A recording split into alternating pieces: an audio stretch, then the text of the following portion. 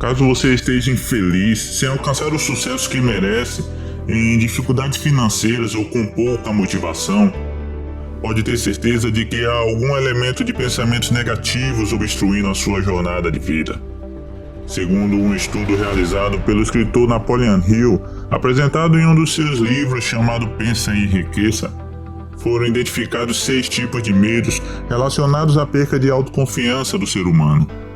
O estudo diz que cada um de nós sofre ou já sofreu com um ou mais desses 6 medos invisíveis em algum momento de nossas vidas.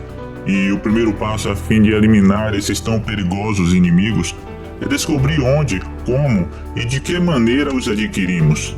O primeiro medo apresentado no estudo é o medo da pobreza, que nasce da tendência inata no homem para dominar os seus semelhantes economicamente. Praticamente todos os animais inferiores ao homem são motivados pelo instinto e, com sua capacidade limitada de pensar, tentam superar uns aos outros fisicamente. O homem, com o seu senso superior de intuição, pensamento e raciocínio, não devora os seus semelhantes fisicamente, mas prefere devorá-los economicamente. Esse medo, quando não identificado e trabalhado, nos imobiliza quando enfrentamos desafios que possam acarretar possível perda de dinheiro, e é também capaz de imobilizar pessoas que se apequenam quando estão diante de pessoas mais bem-sucedidas financeiramente. Ainda segundo o estudo, a palavra riqueza significa condições financeiras, espirituais, mentais e materiais. A riqueza só depende do seu estado de espírito. Decida com firmeza que você vai acumular riqueza de forma responsável e que você terá todo o prazer em conviver com a riqueza que você é capaz de acumular.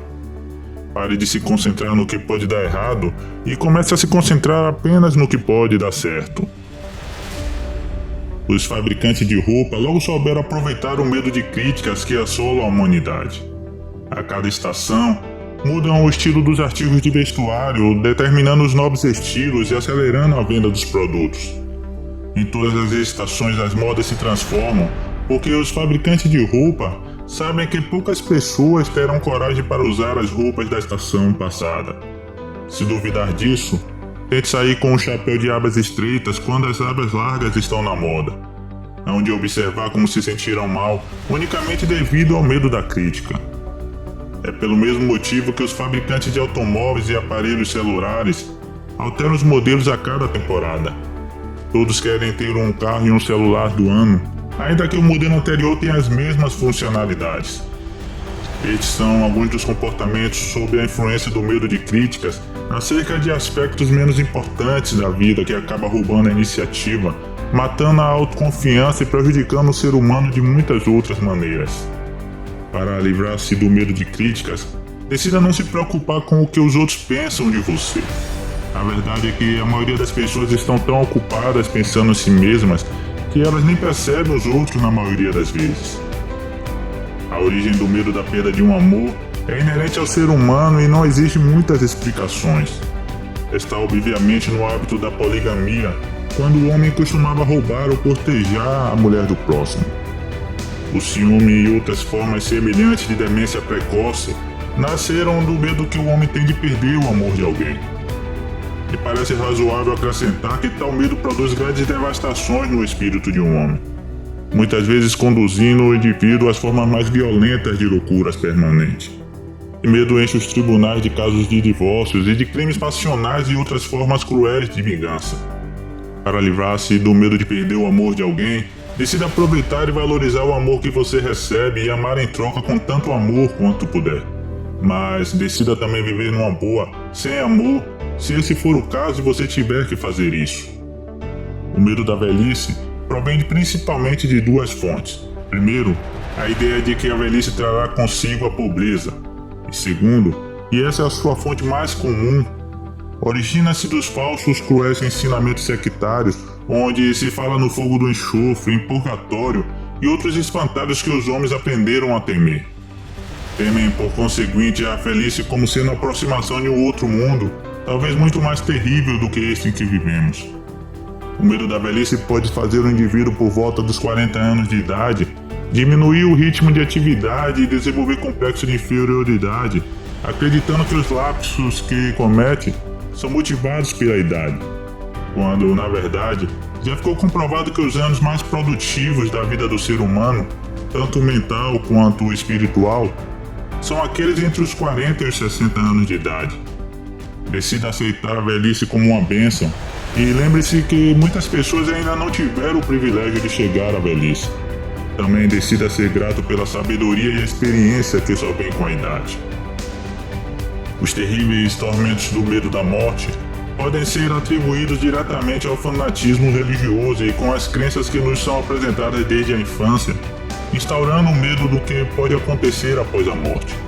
Apesar das terríveis consequências que os outros medos básicos da humanidade podem causar, o medo da morte é o que nos lança no escuro e nos faz questionar constantemente para onde vamos e o que enfrentaremos lá. Na verdade, ninguém jamais teve a experiência de conhecer a vida após a morte para voltar e contar como é. E essa falta de um conhecimento claro e decisivo abre as portas de nossas mentes para as mais variadas formas de imaginação e influência externa. Segundo Hill, o segredo é focar nos seus objetivos de vida. Uma mente ocupada geralmente não tem tempo para atrair pensamentos negativos. Decida também aceitar e fazer as pazes com a morte e entendê-la como um evento inescapável. O medo de doenças está sempre intimamente associado com o medo da velhice e da pobreza, pois também conduz à fronteira do mundo de horrores que o homem desconhece, mas que constantemente ouve falar. Muitos desconfiam de que os indivíduos empenhados na venda de métodos para a conservação da saúde muito têm contribuído para conservar bem vivo na mente das pessoas esse medo de doenças. Desde as épocas mais remotas, o mundo tem conhecido as mais diversas formas de terapêutica. Se o indivíduo ganha vida com essa profissão, é mais que lógico que empregará todos os meios para persuadir o público de que os seus serviços são necessários. Assim, é muito natural que a humanidade herdasse o medo da doença. Existem fortes indícios de que a doença às vezes começa sob a forma de um impulso de pensamento negativo, que pode passar de uma mente para outra por sugestão ou ser criado pelo próprio indivíduo. Decida parar de focar em doenças e seus sintomas associados. Pare de encher sua mente com imagens de doenças reais ou imaginárias. Decida se concentrar em viver com saúde, ao invés de se concentrar em evitar toda e qualquer tipo de doença temida. Em essência, o antídoto para todos os medos listados anteriormente começa com uma decisão: a decisão de não se preocupar. Segundo Hill, nós possuímos a capacidade de controlar nossos pensamentos e tal privilégio é acompanhado da responsabilidade de usá-los construtivamente. Emitindo pensamentos de natureza construtiva, você pode influenciar diretamente o ambiente e até controlá-lo em alguns aspectos, dando à vida a feição que desejar.